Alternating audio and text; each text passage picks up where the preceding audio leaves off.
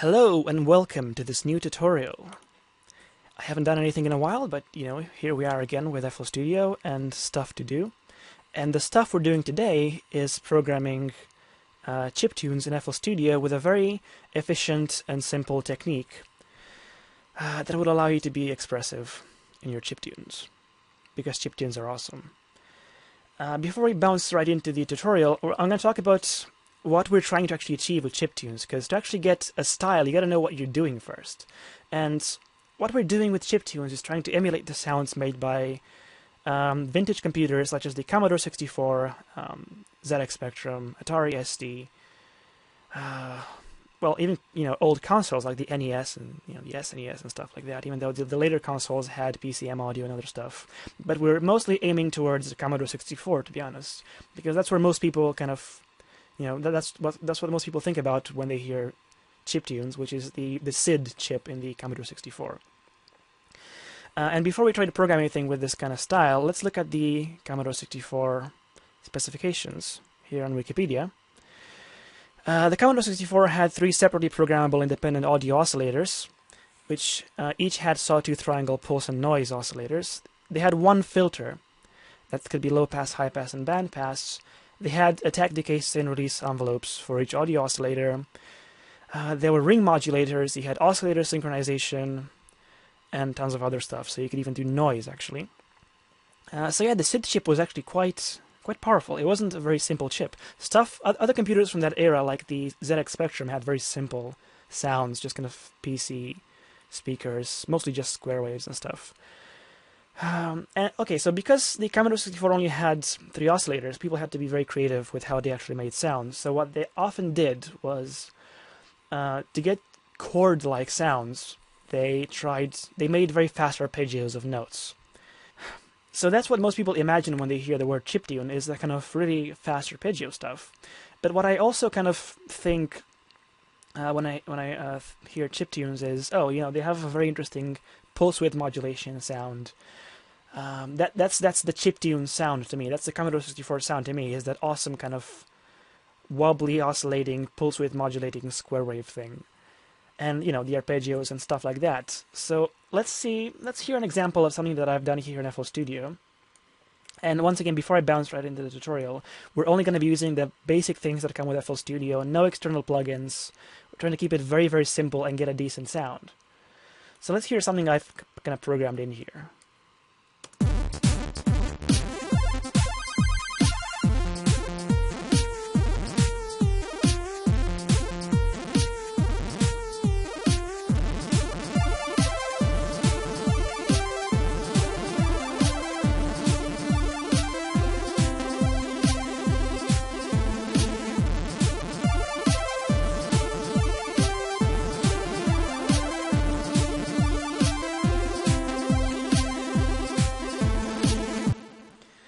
So, I think that came out pretty well, considering I didn't use any kind of SID emulations. It's basically just 3x OSC synthesizer in FL Studio, with just the first 2 oscillators on, set to sawtooth wave, and slightly detuned. We're going to do this from scratch in a second, so I'm not going to go into the details right away. But what I want to say is, obviously, the Commodore 64 couldn't play drums like this. This is just something I kind of took a creative license with. Right, so here I am with an empty FL Studio project. First of all, if you have a limiter on your master track, which is in some of the templates, make sure it's off. It has to be off. It's terrible if it's on. I put a Wave Candy plugin on the master track, and we'll see why in a second. I want to be able to monitor the waveforms that come out of this song. Just for clarity, I'll be trying to demonstrate something.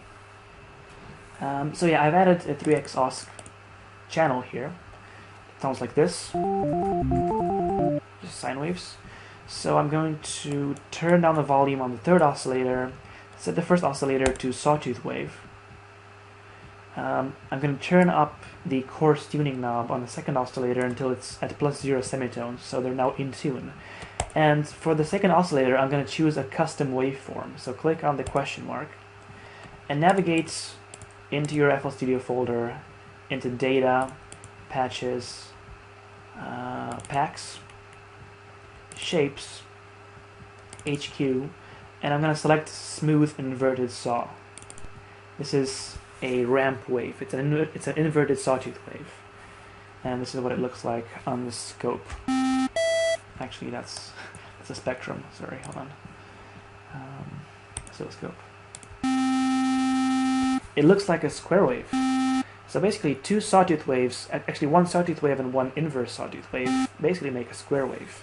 And if I detune the second one ever so slightly, so I turn the fine-tune knob to +1 cent,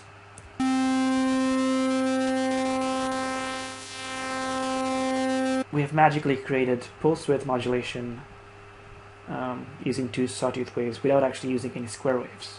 And this is very reminiscent of the SID sound. It's obviously not an actual SID sound, but we're getting there.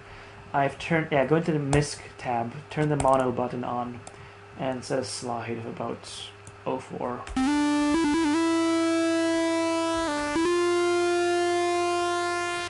You might actually want to turn the fine-tune knob on the second oscillator a bit higher, maybe +2 cents.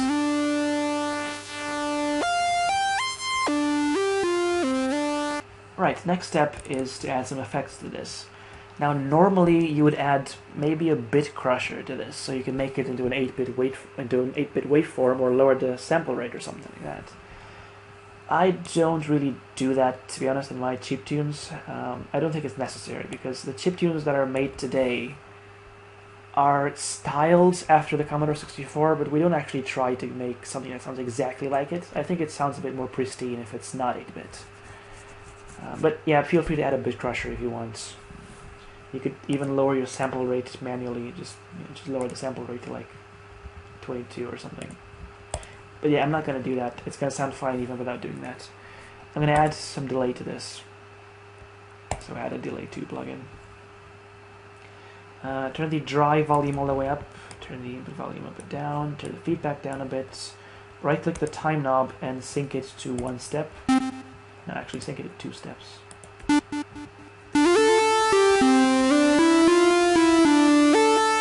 Yeah, I like a bit of delay on the SID lead sound.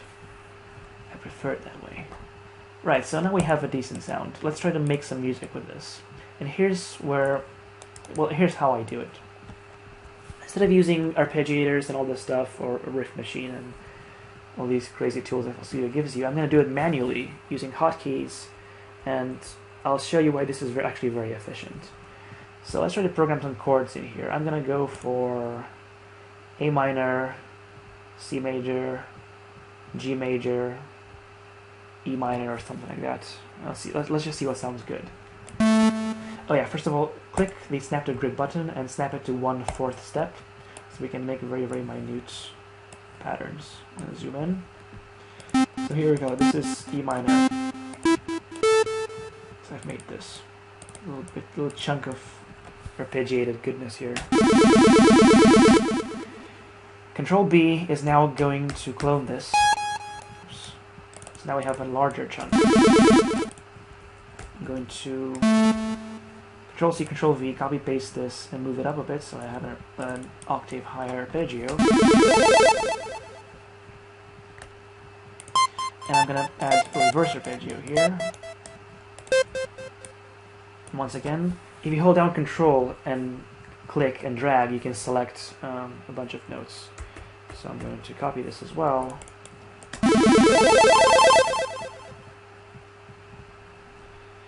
And I'm actually going to go to G major here just because I think that fits.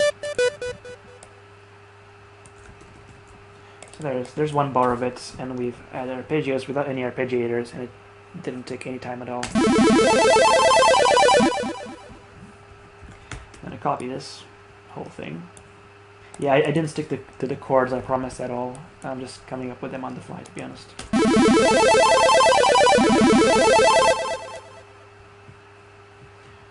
And I'm going to go for another thing here.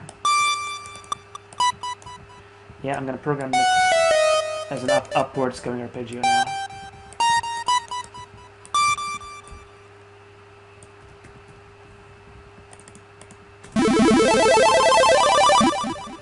And I'm going to be a bit creative here and add some simple notes.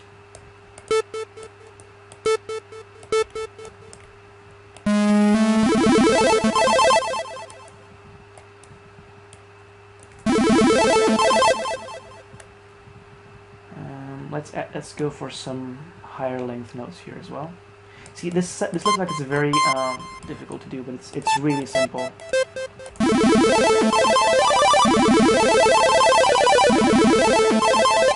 Not a big fan of these two notes, to be honest. I think I'll just go for an arpeggio here. Maybe I'll put it lower or something.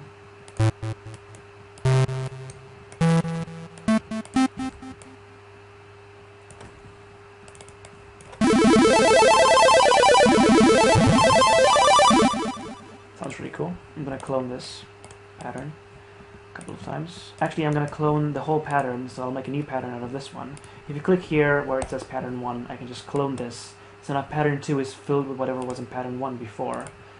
And I can go ahead and modify it so it's a bit different from the first one. I'll move this whole part here up an octave.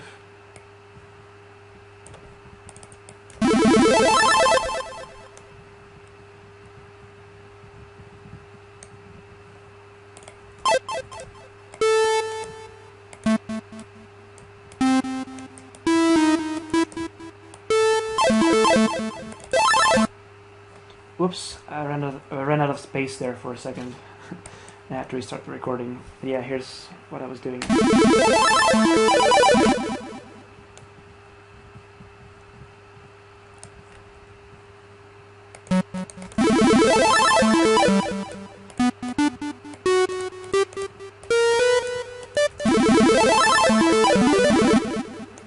Yeah.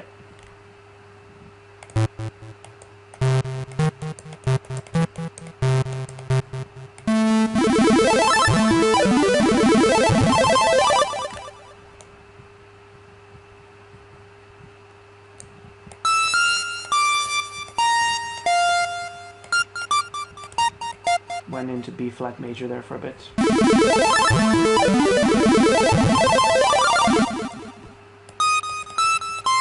So I'll add a new pattern here that's going to be like C major and stuff. So pattern 3.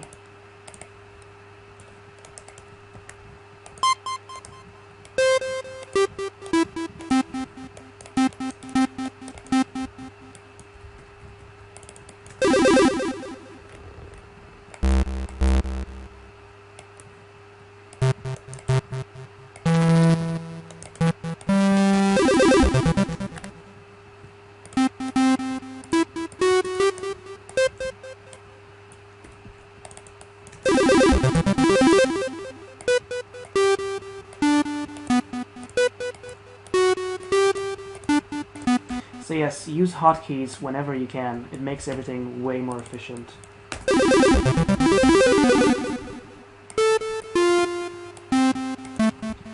Like I'm gonna fill this whole bar here with this stuff. And I'll just reverse this part here. What is this? This is F major.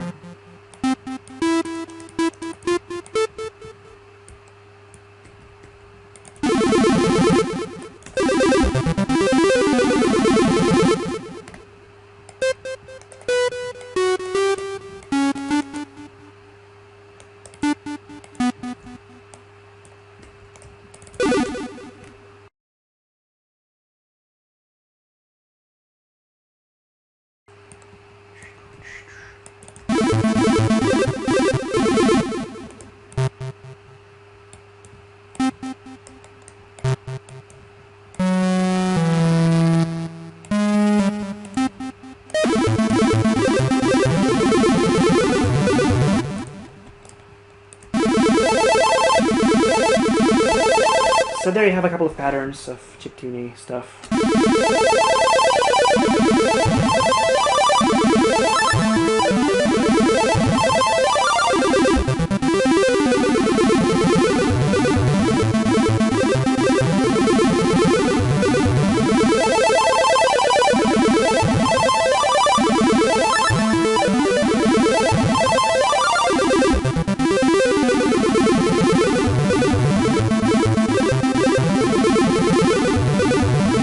So to recap, the main things to remember here are to use hotkeys. The main hotkeys are holding down Control and selecting a bunch of things.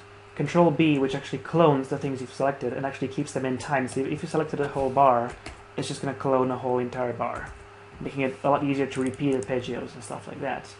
Control-C copies things, Control-V pastes them in, and using these hotkeys, it's a lot easier to make very expressive patterns without actually using arpeggiators or any kind of plugins that automatically, you can program a bunch of arpeggios in a plugin, and then if you want to change it on the fly to make something like this, you gotta, maybe clone the whole plugin or keep using automation and change the arpeggio settings.